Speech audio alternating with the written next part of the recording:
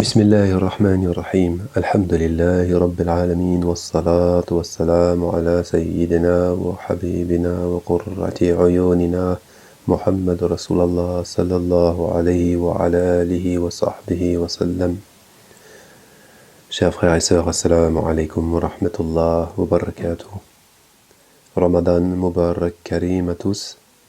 Je suis heureux de vous transmettre ce message de vœux de ma part et de la part de l'imam Yahya Pallavicini de la mosquée Al-Wahid de Milan. Cette année, le mois de Ramadan arrive comme une bénédiction en cette période d'urgence sanitaire internationale. Il y a impréparation et ignorance concernant la contagion et la nature du virus qui nuit à la santé de milliers de personnes dans toutes les régions du monde. Il y a impréparation et ignorance concernant les conséquences de cette pandémie pour la politique, l'économie et la société.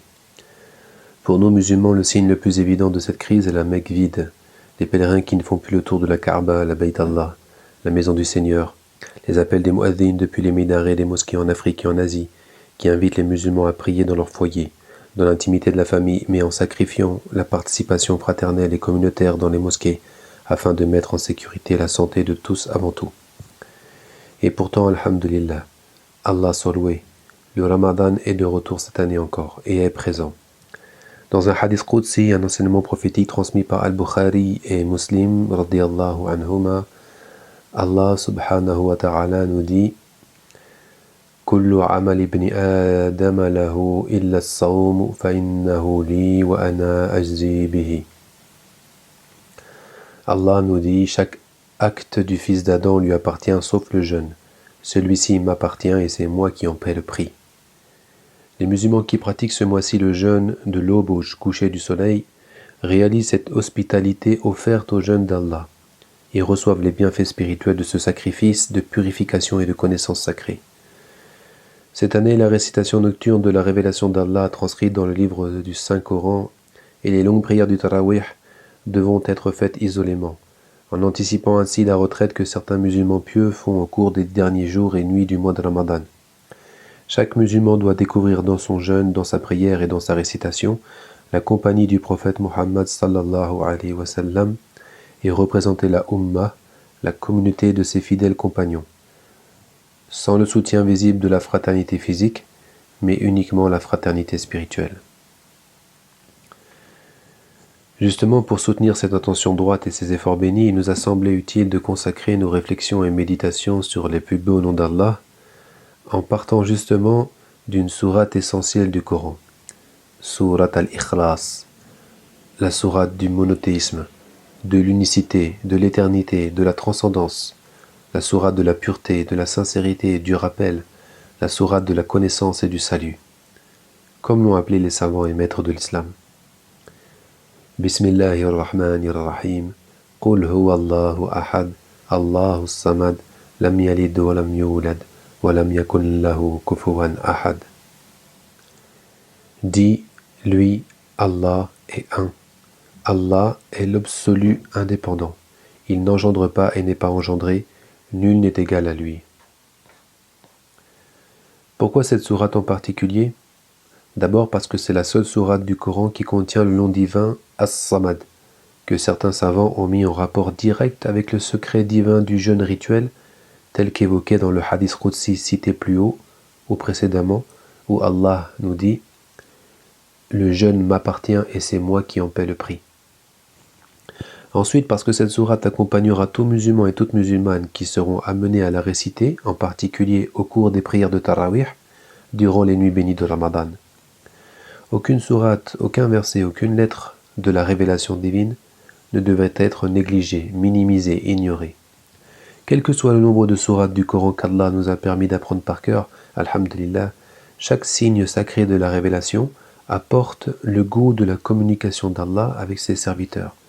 Grâce à la compagnie du prophète sallallahu alayhi wa sallam, le prophète pur qui accueille la parole d'Allah, la porte, la récite et la transmet. Le compagnon Abu Sa'id al-Khudri radiyallahu anhu rapporte qu'un homme vint un jour dire au prophète sallallahu alayhi wa sallam « J'ai un voisin qui prit la nuit en ne récitant que « Qul huwa Allahu ahad », c'est-à-dire la sourate al-Ikhlas. Il semblait en disant cela en minimiser l'importance.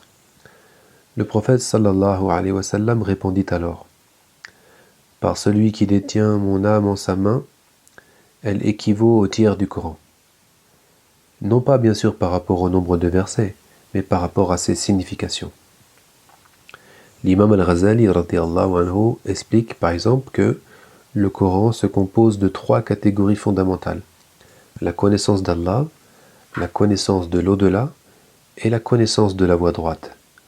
La sourate al-Ikhlas ne mentionne ni paradis, ni enfer, ni ce monde, ni l'autre monde, ni le halal, ni le haram, ni le licite, ni l'illicite. Elle n'est consacrée qu'à la connaissance d'Allah, de son unicité et de sa sainteté. On raconte que des polythéistes avaient demandé un jour au prophète sallallahu alayhi wa sallam: Décris-nous ton Seigneur.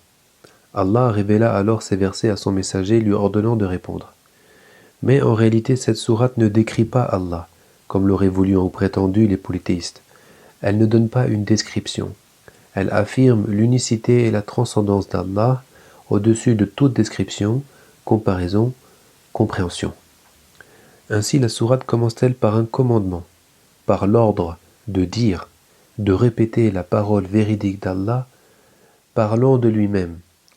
Qul, dis, ô Muhammad, sallallahu alayhi wa sallam. Sans le prophète sallallahu alayhi wa sallam, nous n'aurions jamais pu répéter et apprendre à notre tour. Comprenons bien ce point. Qul, dit, lui, Allah est un, Allah est l'absolu indépendant. Il n'engendre pas et n'est pas engendré, nul n'est égal à lui. Les versets de la sourate Al-Ikhlas nous parlent de la réalité divine, de lui, Huwa. Lui dont l'essence est indescriptible et inaccessible, car nous dit le Coran, les regards ne peuvent l'atteindre et c'est lui qui atteint les regards. La ilaha illa huwa. En arabe, le pronom huwa se compose de 2 lettres, ha et waou. Le ha est la lettre la plus profonde, elle se prononce à partir de la poitrine, qui est le dernier point d'émission des lettres, ce qu'on appelle al-makharij, selon la science de la psalmodie charonique. Le waou est la lettre la plus proche, prononcée du bout des lèvres, qui est le premier point d'émission des lettres. Ainsi, toute chose créée vient de lui et revient vers lui. Mais lui est éternel sans fin ni commencement.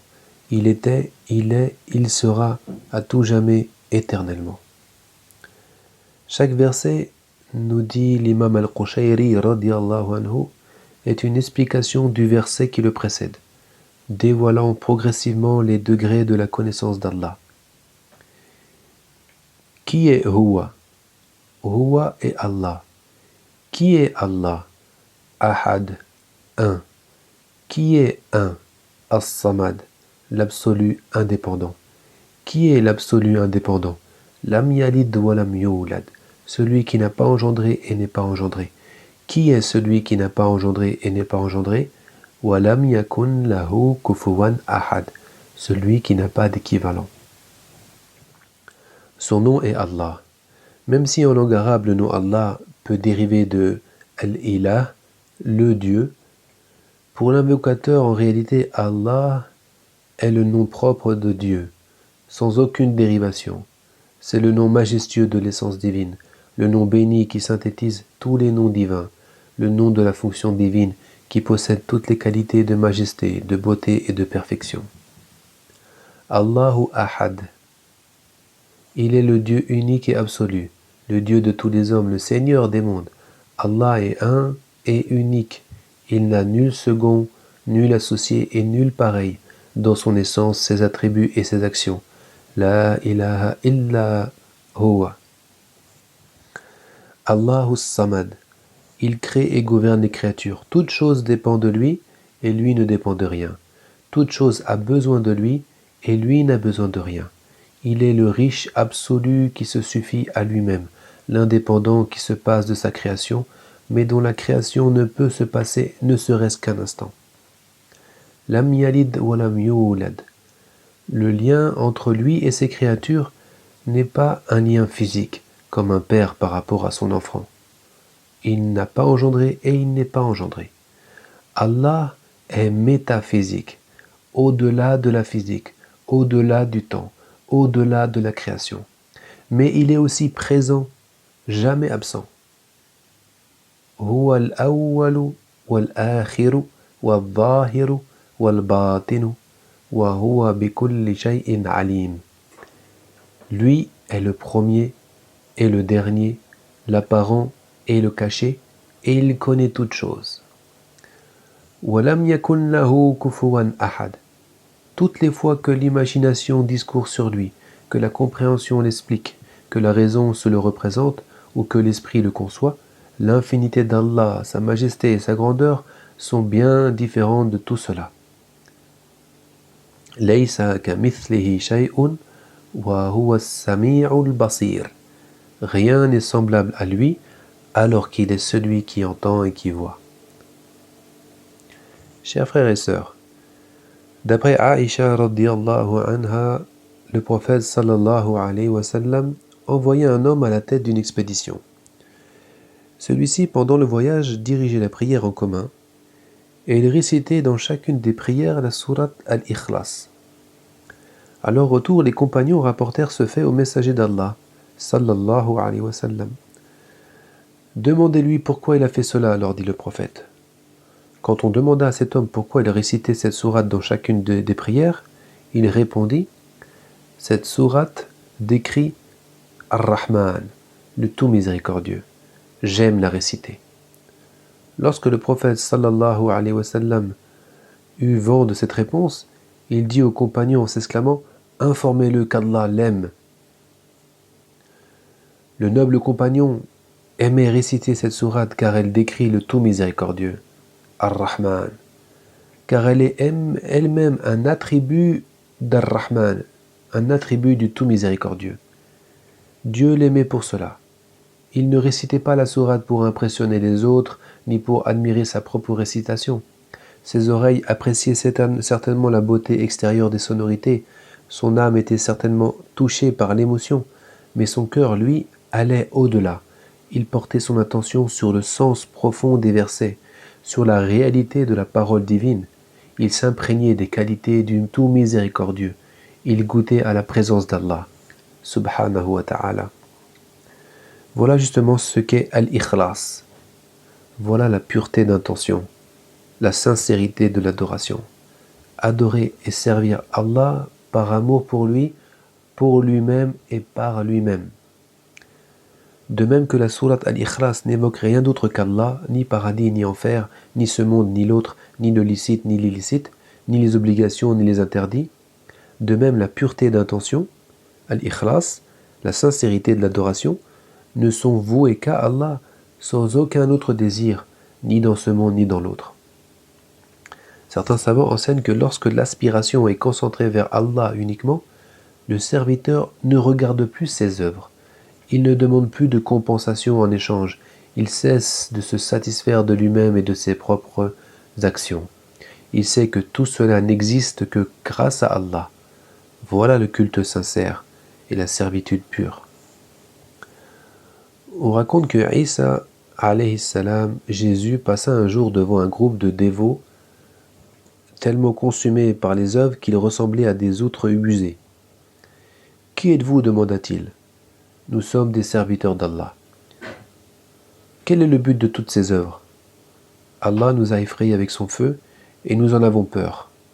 Qu'Allah vous sauve de ce dont vous avez peur, dit Jésus. Jésus passa son chemin et rencontra plus loin d'autres gens dont la dévotion était encore plus intense. Il leur posa la même question.